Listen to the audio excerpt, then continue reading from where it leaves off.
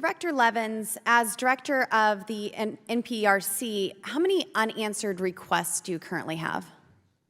As of yesterday, there were 338,000 unanswered requests, of which 265,000 are considered backlogged.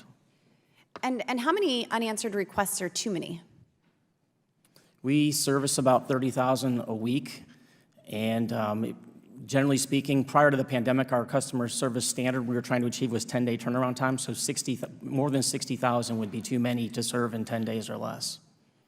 So I know for a fact that my congressional office has contacted the NPRC multiple times to help veterans obtain a copy of their records to verify eligibility and receive their benefits.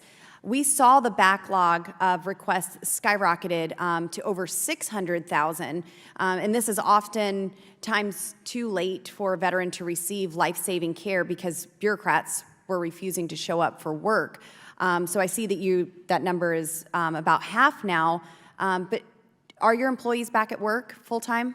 Yes. In person? Yes, since March of 2022. March of 2022. And from what I understand, the backlog has decreased significantly after the NPRC returned to in-person work after multiple requests from Congress to do exactly that. You said you came back to work in 2022. Everyone came back in person. Why did that take so long? So I want to be clear, first of all, we never closed entirely. We always maintained a skeletal crew there to make sure we handled the most urgent requests, such as those involving funerals, medical emergencies, homeless veterans seeking shelter. Throughout the pandemic, as local health conditions improved, we were able to bring additional people into the building. We worked with the National Institute of Occupational Safety and Health to review our building blueprints, our HVAC systems, and inform our leadership on what the safe amount of occupancy in the building was. But we at the time, our records were analog, not digital. We were not able to work remotely. We've made a lot of changes since then. Agencies are transitioning away from paper records, but NPRC still stores millions of records in 2 facilities in St. Louis. When a veteran or former civilian employee needs a copy of their records, often to verify these eligibilities for benefits and whatnot, the NPRC staff has to pull and file those and process the requests. So it's clearly impossible to do that remotely. So that would explain why your backlog reached 600,000. I am happy to hear that it's down, but I think there's still a lot of work to do because this is certainly impacting my constituents back home. Honestly, this guy just looks like a government bureaucrat who doesn't want to work, right? He's, out of shape guy, sweating, nervous. I mean, this looks like somebody who doesn't really deal in the real world. He's not hardened by the realities of life.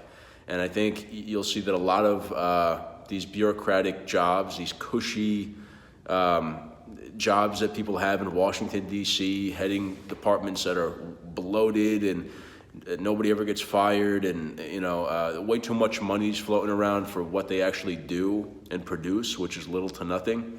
You get a lot of people that look kind of like this guy, just a certain type of person that is drawn to that line of work. And, Lauren Boebert here is grilling him because they took so long to get back to work. And his excuse is, well, we had all these paper documents and we couldn't work from home because it was all paper documents in the office. So he had to be home because of the pandemic and this and that and all his excuses. But that just goes to show how inefficient the government is. They are still dealing in paper files. They haven't been able to transfer that into an online database of some sort. I mean, this is 2023 we're talking about here. They couldn't discover or figure out some way to do their job from home or remotely. In the private sector, businesses are forced to adapt immediately or they die. Whereas in the government, they are like 20 or 30 years behind everybody because they can be, because there's no alternative to them. There's no competition. They're the government.